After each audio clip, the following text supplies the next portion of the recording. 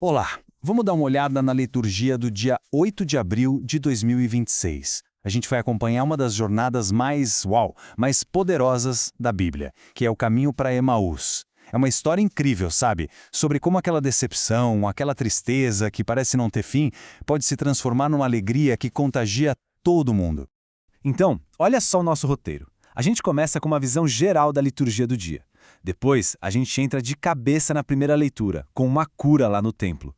Passamos pelo Salmo, que é um verdadeiro cântico de busca, e então a gente mergulha na jornada para Emaús, para entender direitinho como reconhecer Jesus no caminho. Vai ser uma bela caminhada. Bem, só para situar a gente, estamos na quarta-feira da oitava da Páscoa. É um tempo litúrgico todo focado em uma única coisa. Como a gente pode reconhecer a presença de Cristo ressuscitado no nosso cotidiano, sabe? No dia a dia mesmo. E a gente começa com a primeira leitura lá dos Atos dos Apóstolos. Imagina a cena, o Templo de Jerusalém, aquela agitação toda, e bem ali na porta, Pedro e João dão de cara com um homem que, desde que nasceu, nunca conseguiu andar. E o que acontece ali é impressionante. É uma transformação que acontece em 4 tempos, olha só. Primeiro o encontro, eles veem o homem pedindo esmola. Aí vem a palavra de poder, quando Pedro age em nome de Jesus. Depois, um gesto concreto de ajuda. Ele pega na mão do homem. E o resultado? A transformação total. Não é algo gradual, sabe? É uma explosão de vida ali, na hora. E essa frase de Pedro é o ponto central. Não tenho prata nem ouro, mas o que tenho eu te dou. Pensa bem, o homem estava pedindo dinheiro, uma ajuda para o dia. Mas Pedro oferece algo que dinheiro nenhum no mundo compra. A cura, em nome de Jesus. Isso mostra pra gente que o poder de verdade, aquele que transforma a vida, não está no que a gente tem no bolso. Essa alegria toda do homem que foi curado parece que continua ecoando, sabe? E a gente sente isso no Salmo responsorial, o Salmo 104. É como uma resposta. Depois de ver uma maravilha dessas, como é que o coração da gente reage? E o refrão do Salmo diz assim: exulte o coração dos que buscam o Senhor. É mais que uma frase bonita, né? É um convite. A alegria não está só em encontrar, mas no próprio ato de buscar a Deus. E agora a gente faz uma virada. Saímos desse coração que busca, cheio de alegria, para encontrar 2 corações que praticamente desistiram. O Evangelho de Lucas vai contar a história de 2 discípulos fazendo o caminho contrário. Em vez de irem para Jerusalém, eles estão indo embora, de costas para tudo, com a esperança toda despedaçada. Essa cena deles é o retrato perfeito da decepção. Eles estão ali, de rosto triste, indo embora de Jerusalém. Tinham colocado toda a esperança em Jesus e agora, com a crucificação, tudo parecia perdido. Estão confusos, desanimados, basicamente abandonando o barco. É um sentimento que, convenhamos, todo mundo já sentiu um pouco, né? Quando as coisas não saem do jeito que a gente esperava. E é aí que a história fica ainda mais interessante. Um estranho aparece e começa a caminhar com eles. Só que eles não o reconhecem. Tem alguma coisa que impede a visão deles. E é nesse ponto que a jornada daqueles 2 discípulos se torna a nossa jornada. A de aprender a enxergar Jesus no meio do caminho. O Evangelho diz exatamente isso. Os olhos deles estavam impedidos de reconhecê-lo.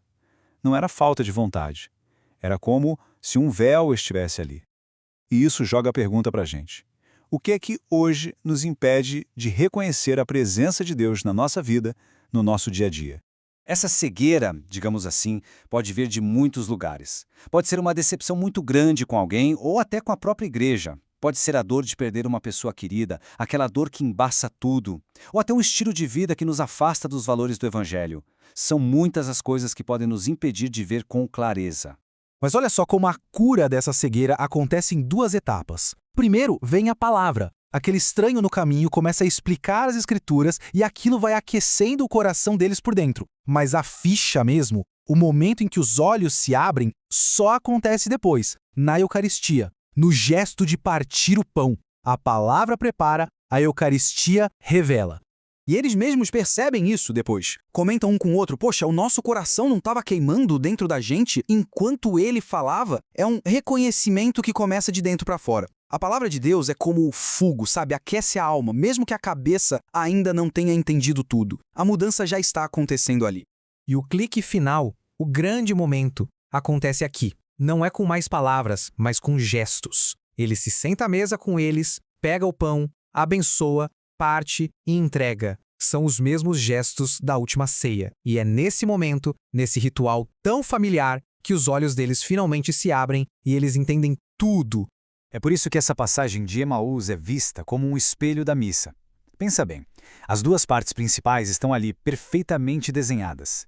Primeiro, a liturgia da palavra, com Jesus explicando as Escrituras e fazendo o coração arder. E depois, a liturgia eucarística, com o partir do pão que abre os olhos para a presença dele. E aí acontece uma coisa curiosa. Assim que o reconhecem, ele some da vista deles. Mas para onde ele foi? Ele não foi embora. A presença dele só mudou de forma. Ele deixou de estar ao lado deles fisicamente para estar dentro deles, naquele pão que tinham acabado de receber. Então, olha que inversão fantástica. A viagem deles é uma reviravolta completa. Começam saindo de Jerusalém cheios de tristeza. Na estrada, a palavra faz o coração arder. Em Emaús, os olhos se abrem na ceia. E o que eles fazem? Correm de volta para Jerusalém cheios de alegria para anunciar a novidade. Aquilo que era uma fuga virou uma missão. Incrível, né? E essa história de Emaús, no fim das contas, chega até nós hoje com uma pergunta.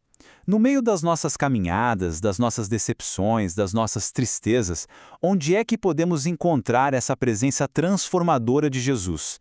Onde ele está caminhando ao nosso lado, mesmo sem a gente perceber? E talvez o mais importante, será que estamos dispostos a convidá-lo para sentar à mesa para que os nossos olhos também possam se abrir?